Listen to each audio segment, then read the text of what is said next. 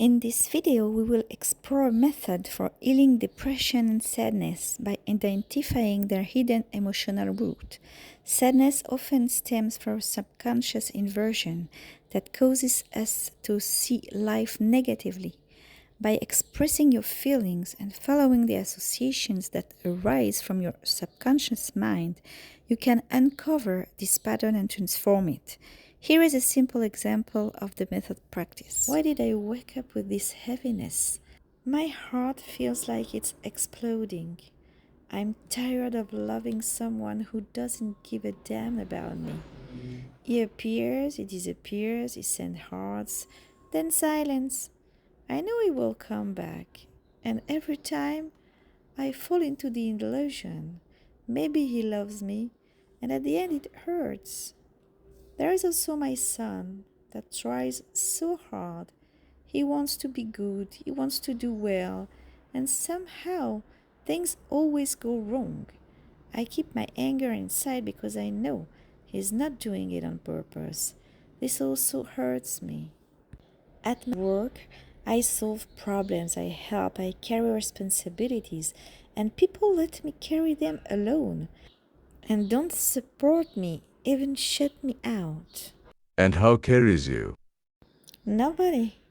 I'm exhausted. Everything feels empty as I'm so enslaved to serving others. We are fellowing feelings. Speaking about never feeling that you give enough, I think of my father. At the end of his life, he was angry about everything. Nothing was ever enough. We did everything for him, yet he was never satisfied. Tell me about your father. I loved him. He was my rock. I felt safe with him. He was quiet, artistic, gentle. Strange, you know? This man I'm in love with is exactly that. Quiet, artistic, serious, silent, just like my father. I've noticed something else. The good people in my life are always far away. There is an expression that says, the good live, in the sense die. Also this morning, seeing my daughter leaving for the army, I didn't stop crying. I think it is this belief. The good ones leave, and the bad stay. In the next video, we will identify where did this belief come from. The people you love seem to leave? Did your parents experience separations? Where did that belief begin? My mother, her father left for war. The family never knew if he would come back. Also, years later, he died, and she was far away from him. She never really got to say goodbye. When my daughter left for the army, I cried for hours. Maybe I was crying for all the departures before her. My father's mother died giving birth. The baby also died.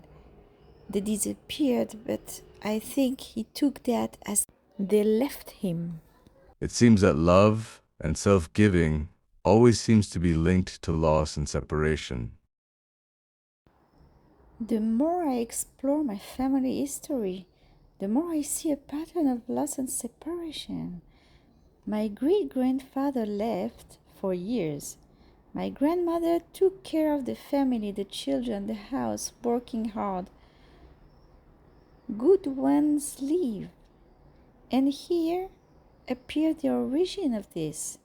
It's normal to take care of everything, to be exhausted, to be alone facing everything. But then after several years, he returned with another woman's child. And what happened? She kept them with all the shame and bitterness she would feel. And here is the other side of the belief hiding underneath. The good ones leaves and the bad ones stay. This is why unhealthy relationships felt normal to me. The unacceptable becomes normal. That's why it can feel like a curse, abnormal, hopeless, impossible to change. Because I saw the same pattern everywhere in my family. It became the standard. The pain no longer feels temporary. Depression is not simply sadness, but the deep conviction that nothing can change, even leading to suicidal thoughts. The subconscious never stops showing us the problem, but when we have lived with it for generations, we just stop seeing it. In the next episode, we will discover the hidden sides of the inversion and why seeing it changes the reality. If the good ones leave, who are you most afraid of losing? My son, I think because of my nephew. My nephew was very dear to me. I loved him deeply. Then I lost him. He died at only 20 years old. My son was born on the same day, the same date, the same feeling. I never realized how much that affected me. I think I've been afraid ever since, afraid of losing him too, without even knowing it. What happens when love and loss becomes linked? Maybe he has been carrying my fear and my false belief. If only bad stay. So to stay, you need to be bad. Maybe that's why he struggles so much, why everything seems harder from him. He always tried to do things right, but somehow it never comes out right. If your son was standing in front of you, what would you want him to know? My poor little darling, don't be afraid. We will stay close to each other. Our love is stronger than fear. I love you exactly as you are. Your heart is good. Your intentions are pure. Nothing will separate us. We have a bright future ahead of us.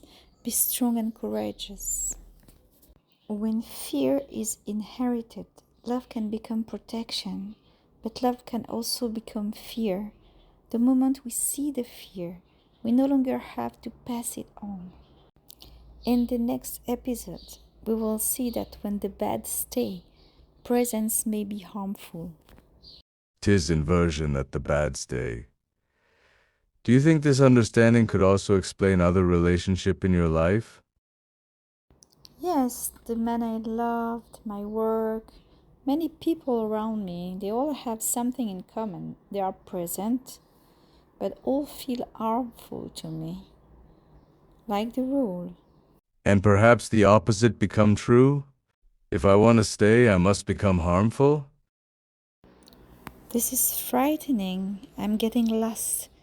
This belief has branches everywhere. It feels like Sleeping Beauty's forest with the witch. Brambles everywhere, no clear path, darkness, fear. I've been fighting these storms my whole life.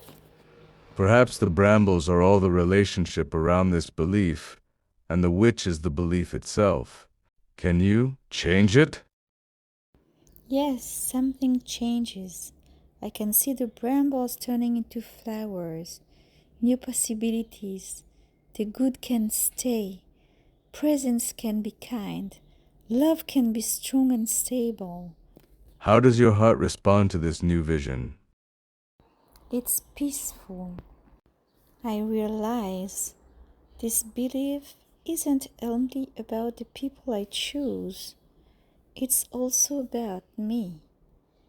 If I want to stay close, I believe I have to become toxic.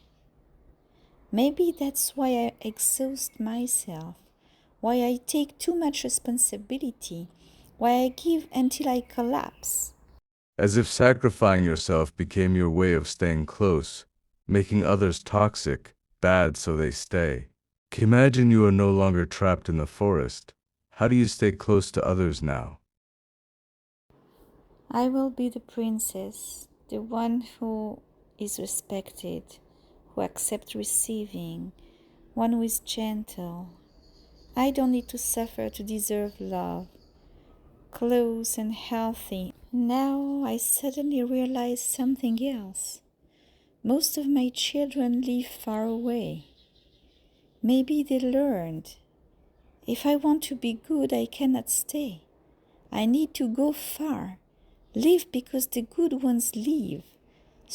Also, if relatives are harmful, then to stay good, you must live. In the next episode, when you feel you must leave to heal.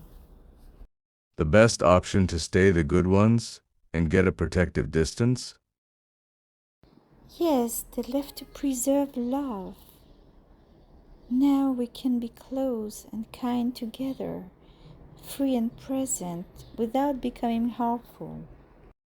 Sometimes hopelessness is not the absence of future.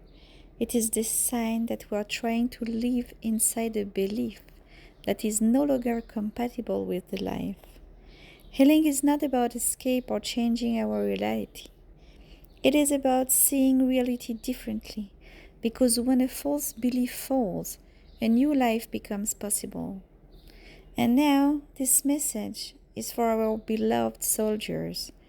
Some people return from war physically, but emotionally they may remain trapped in a terrible belief. The good ones died, I stayed. According to this false belief, the bad ones stayed. And when these beliefs remain unquestioned, they may feel an unbearable need to leave, because if the good ones leave, then perhaps they should leave too. And they leave their home, their country, the people who love them. But distance does not heal a false belief, because the pain is not only the place they are trying to escape, it is in the meaning their subconscious gave to survival. The truth is different. If you are alive, it's not because you are bad, it's because you are brave. You fought, you protected others, you endured, you succeeded, you deserve to come home. You are also one of the good ones. The subconscious is very straightforward. It fights what it believes is bad. So when someone begins to believe deep inside, I am bad because I survived, the subconscious may begin fighting the wrong enemy. That is why these beliefs must be seen, questioned, transformed. Survival is not a guilt, survival is courage. Staying is not weakness, staying is strength. Love is not leaving, love is staying. And you deserve to stay and be loved. The good did not all die. The best of them had survived to carry life, to carry love, to carry hope. And you are one of them.